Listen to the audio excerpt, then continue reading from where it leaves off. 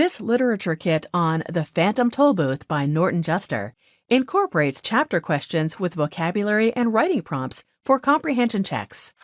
55 pages chocked full of a variety of scaffolding strategies incorporated in our Before You Read worksheets for each chapter section, along with vocabulary prompts to prepare your students for the reading, with rubrics, teacher guide, and author biography. Students contemplate who would send Milo the package containing the Tollbooth. Predict what Dictionopolis will be like. Match idioms found in the story with their meanings. Make a list of unpleasant sounds that Dr. Dischord and DYNNE can collect. Describe how the Dodecahedron felt when Milo said numbers aren't important. 6 additional writing tasks follow. Supplement an existing unit with in-depth writing tasks, such as identifying all the instances where figurative languages were used in the novel. A word search puzzle and comprehension quiz ends the unit.